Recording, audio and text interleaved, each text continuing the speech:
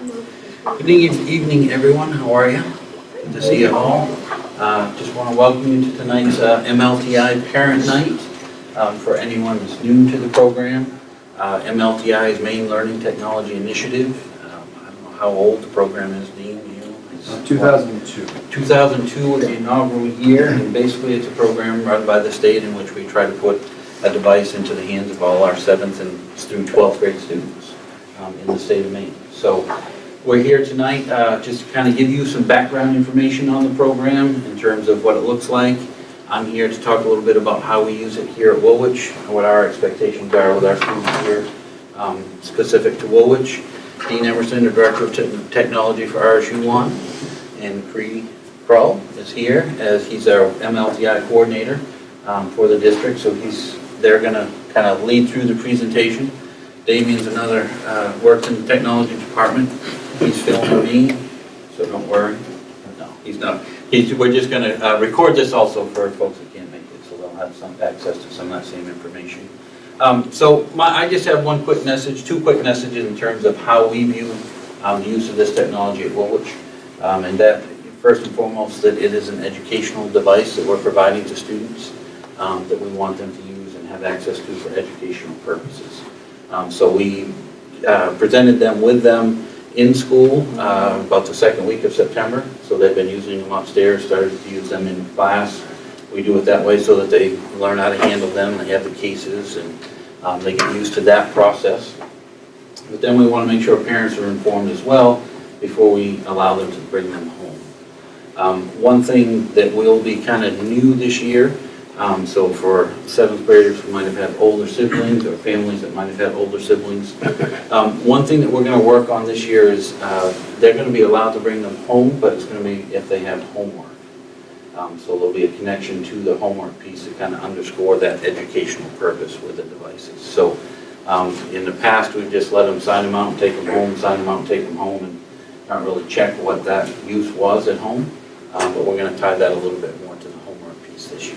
So as we go through the process over the next week or so, and before we start to let that go home, you'll get a little more notice about that as all of the parents will in 7th grade. But again, we're going to talk more. I'll jump in later. Kind of the purpose is really just for that educational device and how to use that, how to access information, how to then process that information once they have access to it.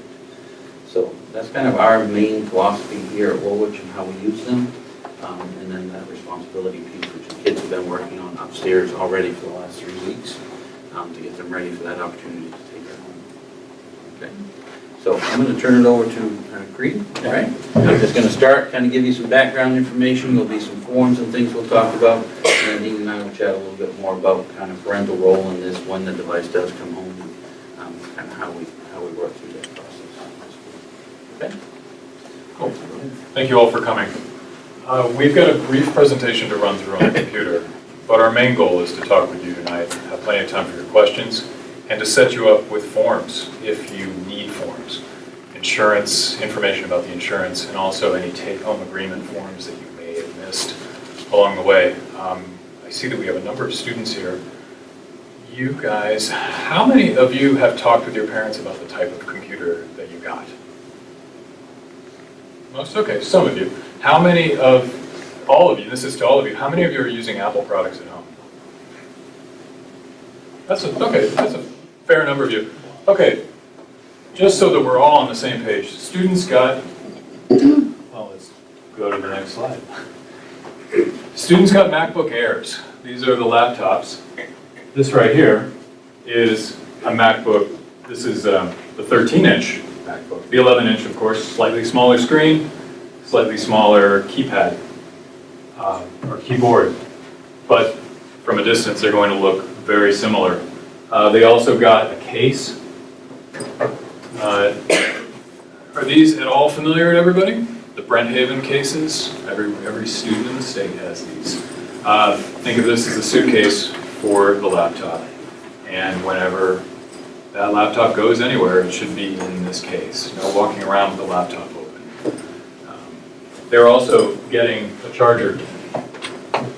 In the classroom, there are charging stations here. at Woolwich, and they're very nice. But every student's got a charging cube and a cable that connects to the MacBook. And it'll depend on, I think, the classroom, whether those charging cubes and cables come home, or whether the device comes home, just say fully charged, and it has plenty of juice to make it through an evening's worth of homework, and then come back the next day. So that will be, I think, a decision that individual teachers will make. Any questions so far? Just a few things to know about it. They call them airs because they're pretty light. They weigh about as much as well, that's about a kilo. Think of that like 7 apples, half a dozen apples, a couple loaves of bread. It's about the same amount of weight. These do not have a spinning hard drive in them. Those days are over. There are no moving parts inside this apart from the keyboard. The battery hours are 9 hours of battery life. That may be a little optimistic. And the display is almost a foot from diagonal to diagonal. Camera's pretty solid. At 720p, it takes pretty good pictures. Certainly will do FaceTime very well. The last 2 items are important to think about. If you haven't used one of these before, when you start to close this, when you get close to the end, this thing's going to snap shut. It has magnets that actually provide the force to close it.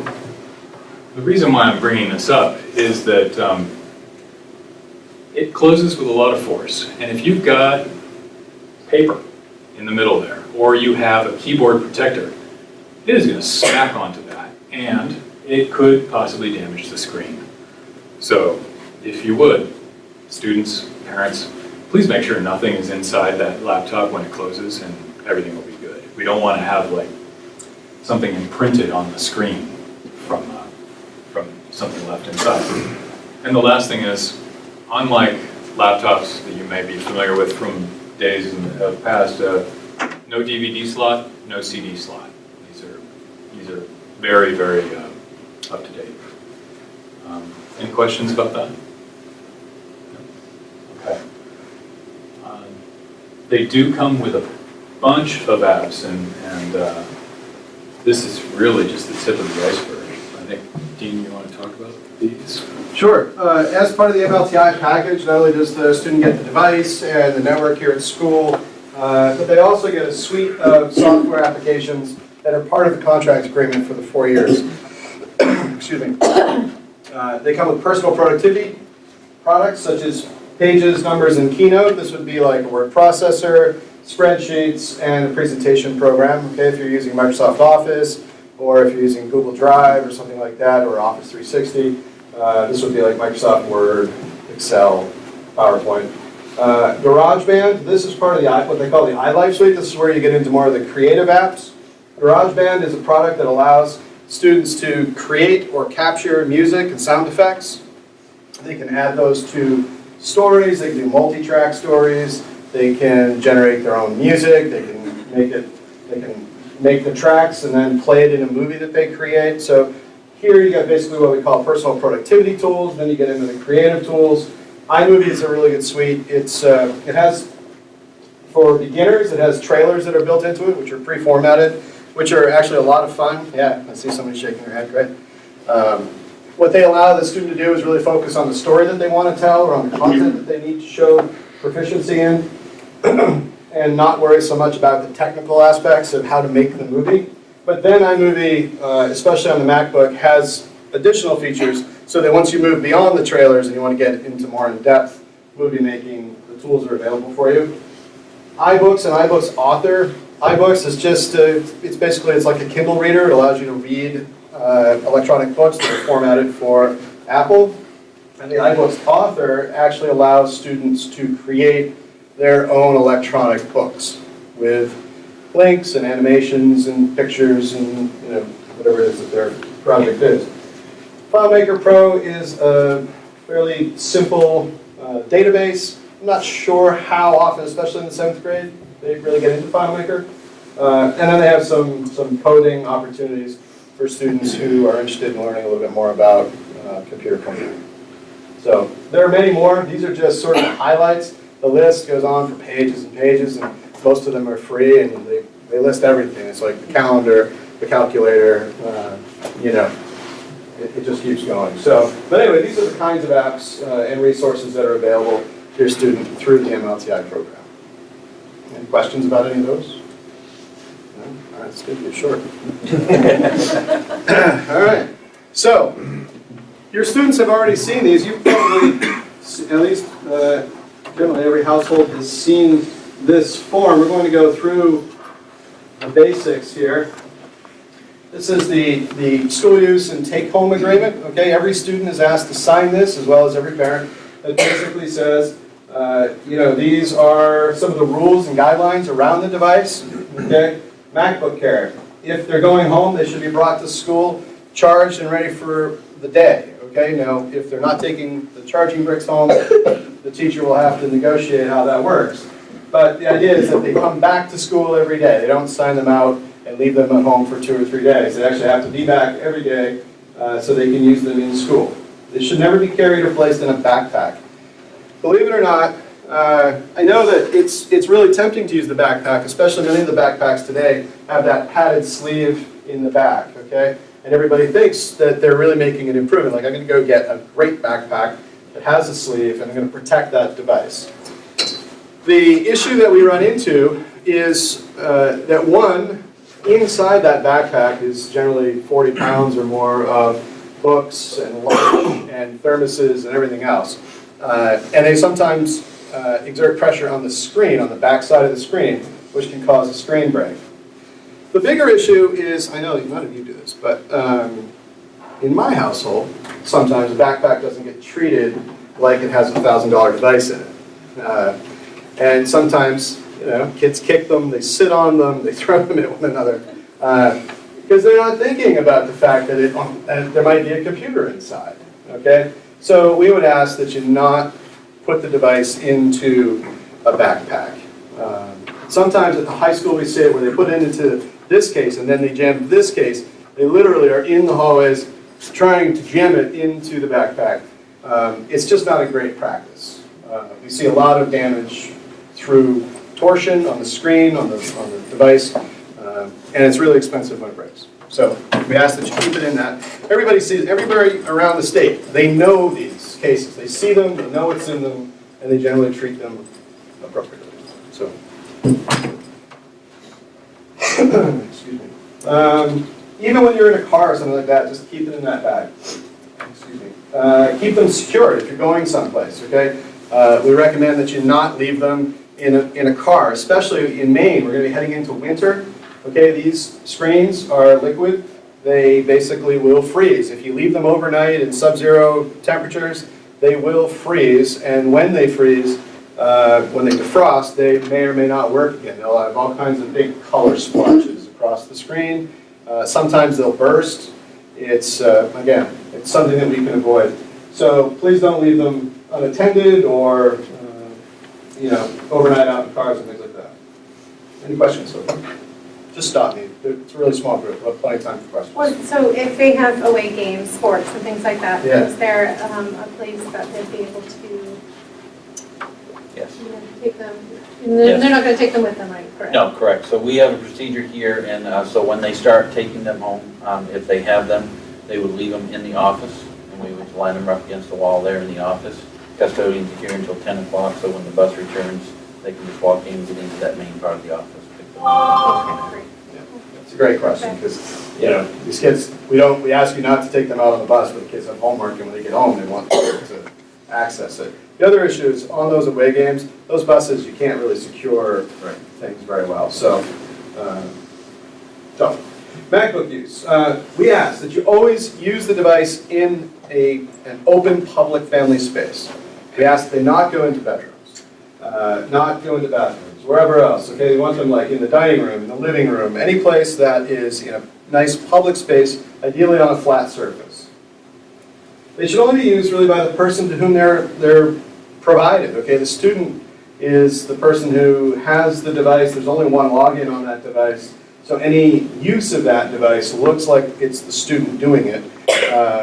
You know, I mean, if a parent, if you want to look at it, we understand it's going to be incidental use. But in terms of, friends or cousins, or people borrowing it, things like that, we ask that you not do that.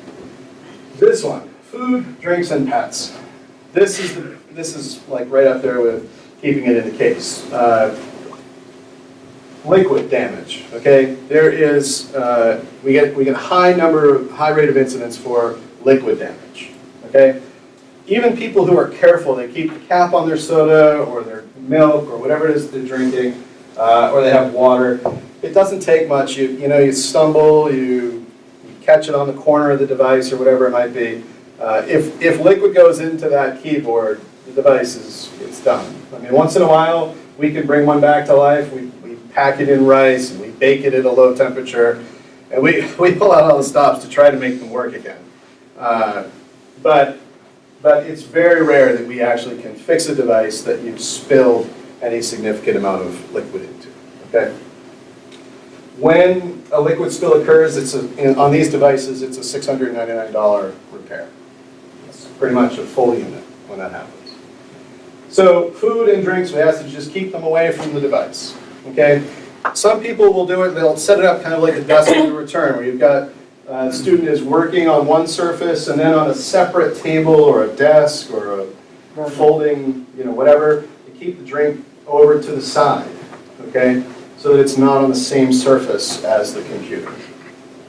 That's a possibility. And pets, tail of the dog breaks more screens than I can tell you. It's just that happy tail thing just smacks the screens. So keeping them away from food, drinks, and pets is best. Another thing, with the bedrooms, a lot of kids like to sit on the bed while they use their computers, okay? And then what happens is they get up to go do something, and they typically leave them open on the bed, okay? The dog jumps on the bed, the laptop bounces off. Sometimes the student forgets and jumps on the bed, the laptop bounces off. I mean, we see these a lot. Not so much at the middle schools. Grades 7 and 8, a lot of these things I'm talking about happen more in the 9 through 12 environment, but they're just as applicable here. They're all possible. So, food and drinks, pets, family spaces. At the middle school level, we do ask that you not change the passwords. Okay, the students and the teachers have those passwords so that if the student forgets the password, the teacher can help them get back into it. Okay? We can't look up a password, just so you know, like at the tech department. We can reset a password, but we cannot look one up. There's no place that we have that. And just re-emphasizing that the bank books are provided for school assignments and projects or for educational purposes. We understand that incidental personal use, everybody's going to want to watch a movie or catch YouTube or listen to music, and that's great. But the reason that we have them is for this. Now, if anybody has any problems with their device, what's really important is that you'll, yeah? Can you still use them for that? Like for YouTube and stuff? As long as you get your homework done. Okay. And you have mom and dad's permission. Yeah, I mean, we understand. You're going to want to do stuff like that, right? So just use it responsibly. That's all. If you have any questions or problems, let us know. If the device doesn't seem to be working properly, if the hinge doesn't close properly, if the case, the zipper rips or the tab falls off or any of these types of things, okay? The sooner that we know about it, the sooner we can go to Apple and we can say, look, this is what happened, and the better the chances that we can get any of these things taken care of under warranty. As an example, these little white cables, okay? These little white cables, they develop a little bulge just from wear, just from plugging them in and unplugging them. They're honestly, it's poorly designed. And Apple knows that. So what happens is as soon as that bulge begins to appear, we can take those cables, send them back, and they'll replace them under warranty every time. If you don't take care of it, though, and you wait until the sheathing breaks and we have exposed wire, they'll never pay for it. Okay, they'll say that that's our fault, and that it's not the cable. So the best thing is, if you think you have an issue with the device, let us know as soon as possible. All right? So that form should look familiar. Any questions about any of these provisions? Thanks. Now, the next one is new for us this year. As you may know, every year we have, well, for the last 7 years or so, we've offered our own optional coverage program through the RSU. But the Worth Group approached this year, and they actually have what we think is a better program for less money. So instead of continuing with our own district coverage, we're moving to this, okay? It costs, to do a full replacement on the device, okay, the insurance that would cover that is $58 for the year with no incident fees. And there's no deductible, there's no incident fee. It's $58 if you decide that you want the insurance program. We get no commission, we get nothing out of this. So it's optional for you if you want it, okay? But it covers things like I dropped it and broke the screen. It even covers liquid spills, which is awesome. That would sell it for me, but liquid spills, cracked screens. It even does, power surges. It's a pretty decent program. What it doesn't cover, mechanical defects, manufacturing defect, things like that. But Apple should cover those anyway. One caveat here, it won't cover a stolen device that you leave in your car if you don't have the doors locked. There has to be signs of forcible entry. Okay? But otherwise, if you leave it in the car while you run into, get something at the store and you've locked the doors, you come back and someone's broken in and stolen the device, we have to get a police report and an incident report. But with those steps, this package will cover it. Okay? So if you need a form, let us know. If you've already seen it and you can sign up for it online, there's a link there. You could also send in a check if you prefer to do it that way. Whatever you want. It's truly optional. It's there if you want it, and if you don't, that's good too. Any questions about the Worth Group? All right.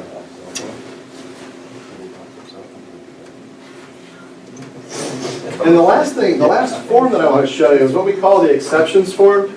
And this is sort of like your student's opportunity before they take the rental car. Basically, they confirm that they got the parts that are supposed to be there. The case, the cable, the charger, the duck head if appropriate. And then, are there any blemishes, any damage to the device? They can mark it on here. And there's a narrative space at the bottom where they can describe anything they see. These devices are brand new. It's possible that we scratched one bringing them over here, but it's fairly unlikely. So when your student receives these devices, they should be pretty close to perfect. So they're not refurbished? No, these are all literally factory shipped from China to here. Of course. But this is the form where every student every year before they take their device, we have them fill out this form. It has their asset tag, which is a unique identifier on the device, and it gives them a chance just to say, hey, wait, I didn't get this, or there's this whatever, dent or scratch or whatever it might be. All right, and teachers go through this with them. They do this together in class, so nobody's rushed. There should be plenty of time for them to look it over and be comfortable with it when they take possession of it. Any questions about this? All right. And this is where Jason and I will sort of tag team, but really, the most important thing here is parental involvement. When these devices go home, there's no way for us to filter them for you. So when they're here, we filter for content, inappropriate things like that. But when they leave, we can't provide filtering outside of our network. Okay. So if they take them to Cafe Creme or the library or wherever it is that they may go, you're going to be relying on whatever filtering is available in those spaces. If you're at home, it's going to be whatever restrictions you may have on your own home Wi-Fi. Okay. So being involved, being cognizant of where the device is and where it's being used and things like that, that's really the crucial to the whole thing. You're going to have that opportunity to kind of establish the environment that you want. There are some restrictions on these devices. As an example, At Woolwich, they're going to turn off on weeknights at 9 p.m. and they're not going to turn on again until 5 a.m. Students needs to be aware of that because it doesn't give you any warning, it just turns off, okay? So if you're in the middle of typing something, it just stops, all right? So it could be more graceful, but it isn't. So like even if we're at home, it will like shut off? It will shut off. Yeah, anywhere in the world, it doesn't care. And you can't change the date and time, so there's no way to really track it. Can't set it on the Pacific Coast tonight, paying 3 hours. You know, it took us a little while, but we've been figuring it out. You said that's when, 9? 9 p.m. Sunday night through Thursday night, and on Friday night and Saturday night it goes to 10 p.m. Okay? But truly on these things, you want to keep these screens about half an hour to an hour before your child is ready for bed. You want to take those blue screens away anyway, whether it's a cell phone, a television, computer monitor, any of those things. Those screens emit blue light that affects melatonin, which we know that it stops kids from establishing a good sleep cycle. So you can help by Are limiting. the programs on autosave? Yeah, everything that can. Working on a text document? Yeah, but it really depends on, like, Pages automatically autosaves, Drive, obviously, Google Drive is always on autosave, but you're going to lose, whatever you typed in the last 30 seconds or something. And depending on the app, not every single app offers autosave. So taking them, he's got a great story about. Yeah, so I torture my children we take sleep is a big issue, right?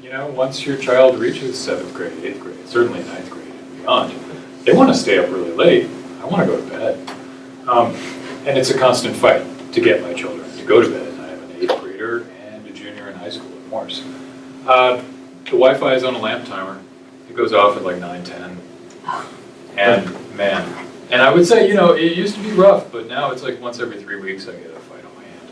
Like, come on, Dad. Like, no, you come on, you go to bed.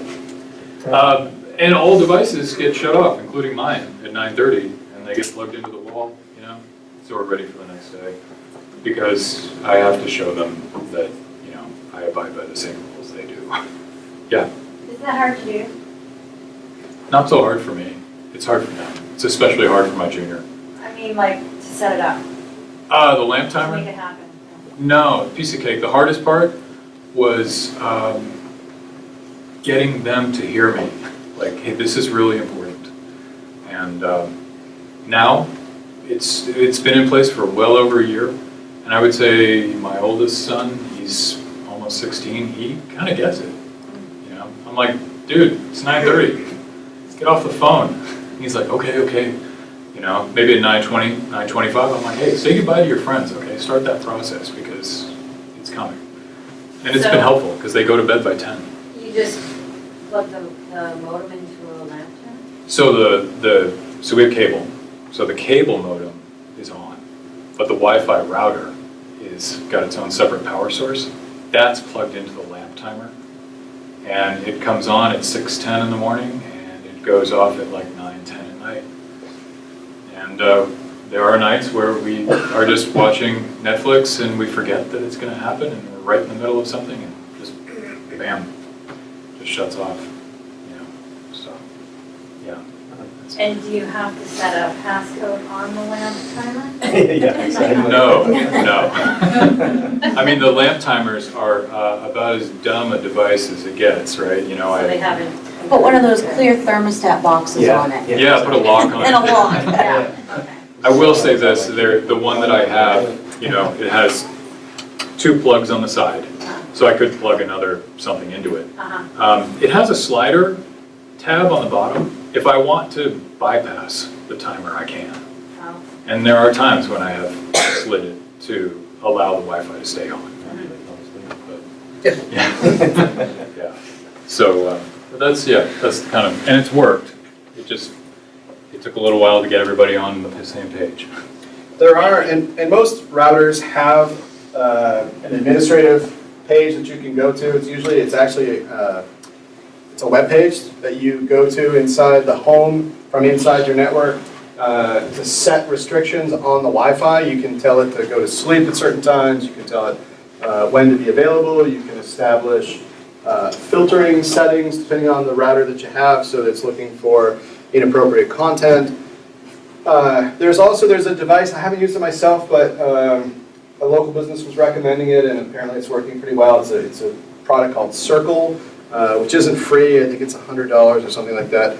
It's actually put out by the Disney Corporation, I think. It's this little white box that allows you to program up to, I forget, 6 or 16 computing devices to it, so you can route. Basically, it'll go out onto your network. It will find Wi-Fi enabled devices like cell phones and computers and game consoles, and you can register them with this little device, and then you can set restrictions on them, so that if you have kids in different ages and you want to have Wi-Fi turn off at one time for them and a different time for an older sibling or something like that, you can set it by device so that it's graduated. You can set it up to enable filtering or not. I mean, it has many, many features. But so some of that is you already have it. It's on your Wi-Fi router. Not always the easiest thing to get to. You got to find the book. You've got to type in the IP address to get to it. Typically, it'll say something like visit 196.82. Right? I mean, so, but that's in there. It's in the manual, and you can do that. And then you can log in and make those changes to your Wi-Fi. As far as other restrictions on the devices themselves, unlike the iPads, these devices don't let us restrict things like music content or movie content. Okay, so with the older devices, we could say nothing with profanity or nothing with whatever. With these, we don't have that option. All right, so again, just the more involved you are, the more present you are, hopefully that'll help. Is that just here at the school? Like, you can't get on Facebook from here, but at my home, Facebook would be wide open on it. so music is not just restricted here, I mean, not open just here, it's open home and here. Once they leave our network here, you are dependent on whatever filtering is in place where you are. But the music is restricted here at the school? We cannot restrict. Okay, No, all right, that's what I was wondering, Yeah, if it no, was I just can't restricted restrict at the home? music here either. Or, okay. They used to have that little checkbox, inappropriate lyrics, basically. We could set the profanity level, and we don't have that feature available on the MacBook. So I just want to make you aware of that. Again, it's oftentimes less of an issue at the 7th and 8th grade level, but it can be an issue.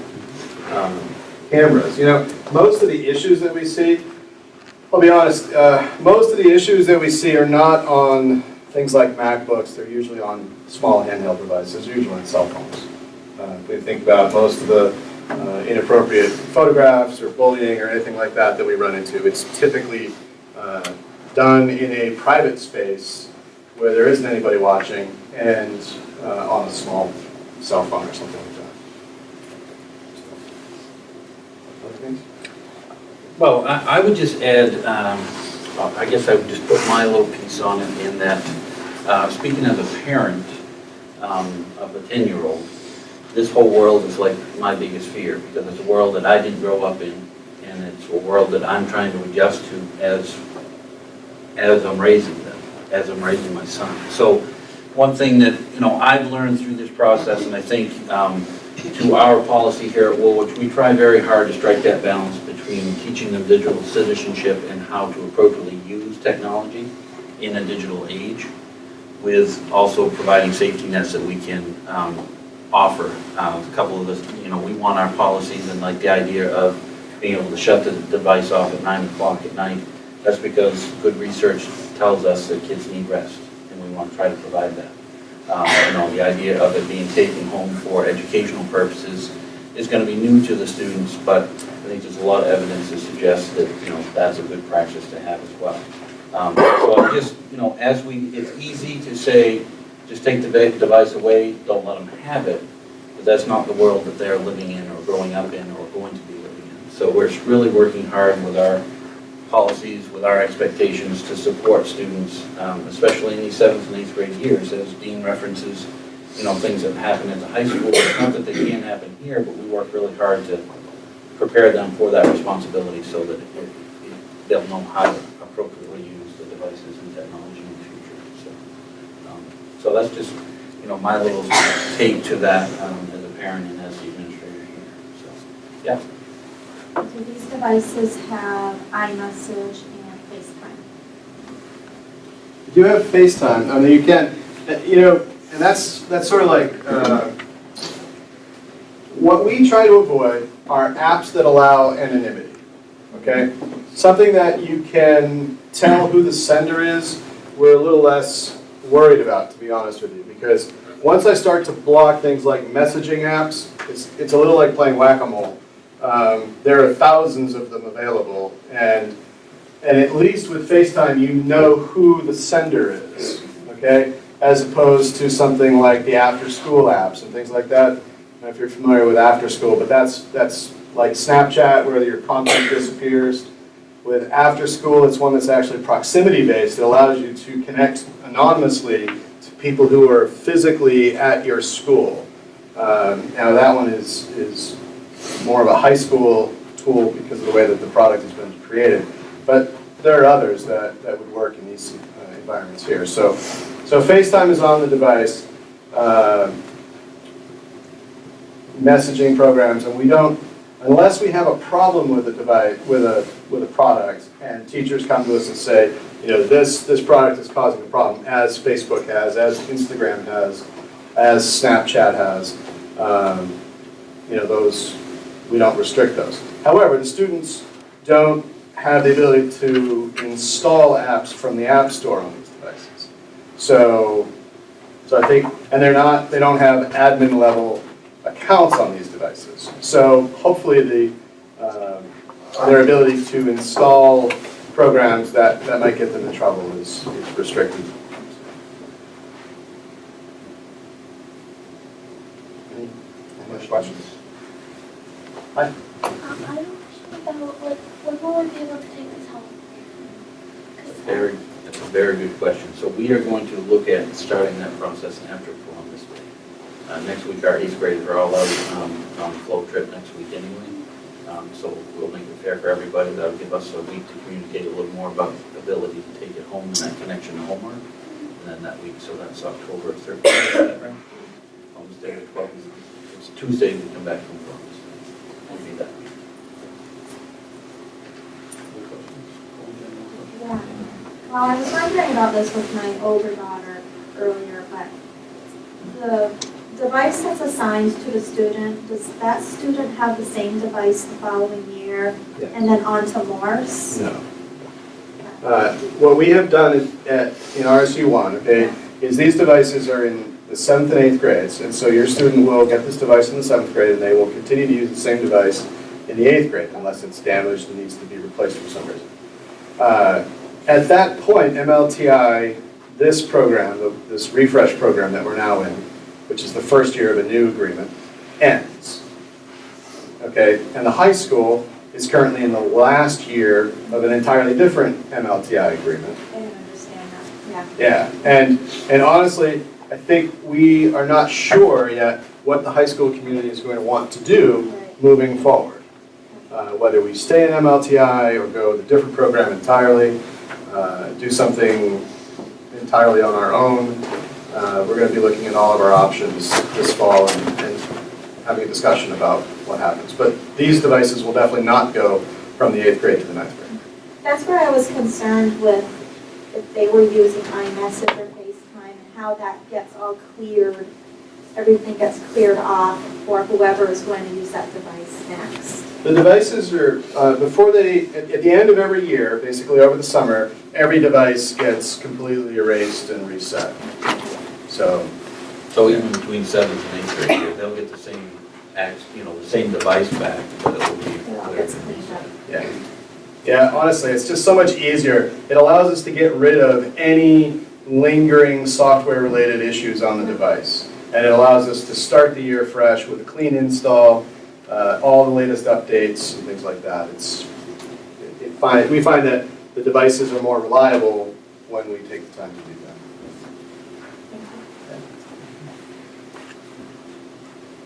that. Any other questions? No? All right, well, we'll be here. If you want to stay after, if you have any questions, please feel free to touch base with us. And otherwise.